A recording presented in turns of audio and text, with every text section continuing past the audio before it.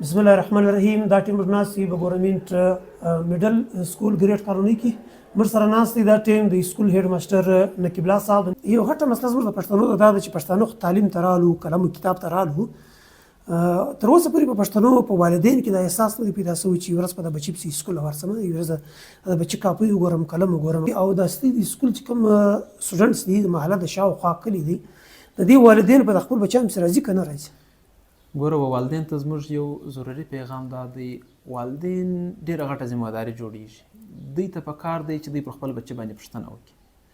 دوی ته پکار دی چې دوی خپل بچي ته ټایم ورکړي.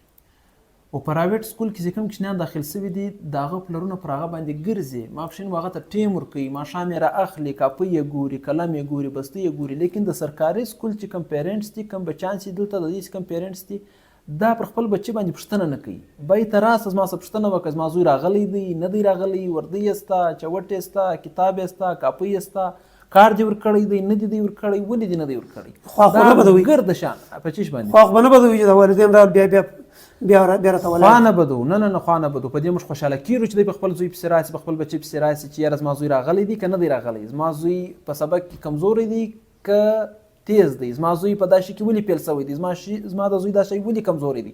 موږ په دا شي باندې خوشحاله کیږو. په دې کې خو بهتري راځي د کوچنیانو په دغه موږ خو ناسته دغه دپاره چې موږ له والدین راسي موږ په دې ډېر خوشحاله کیږو. اچھا نقیب صاحب صحیح دی، والدین به راسي دغه پرو کې ګس د بحیثیت پلار ته یو ټیچر یې تا ته اندازه درکوي، بحیثیت پلار د نور څه ذمهداري ده چې بچي باندې کور ته نظر ساتل پکار دي که نه دي، ټیم ورکول پکار دي که نه دي؟ ډېره ضروري ده چې کوچنی د سکول څخه ولاړی باید چې د پلار، د ورور، د اکا د کوچني څه پوښتنه وکړي چې زویه تا نن څه شو وویل، تا ته یې کور ته کار درکړی دی؟ آیا د کاپۍ وګوري، د بستۍ وګوري، د قلم و کتاب باندې وګرځېږي، یو شی یې مانده خو نه دی، دا ورپوره کړي.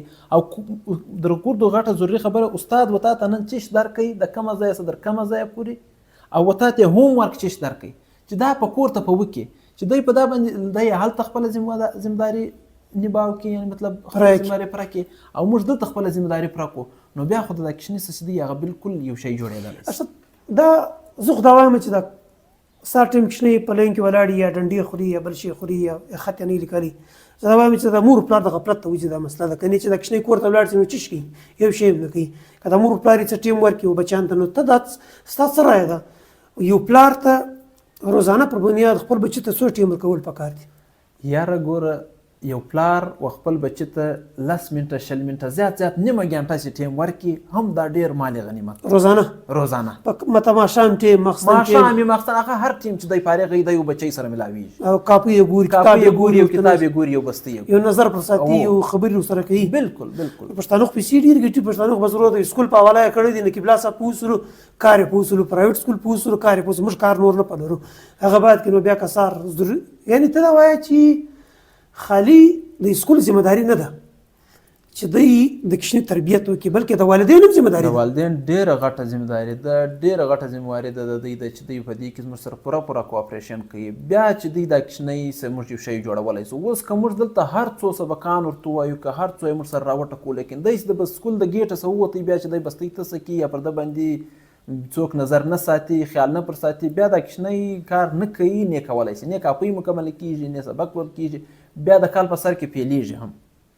اخره نتیجه یې دا راوځي چې د 3 پرچې به هم پیلي، 4 به هم پیلي، 5 به هم پیلي.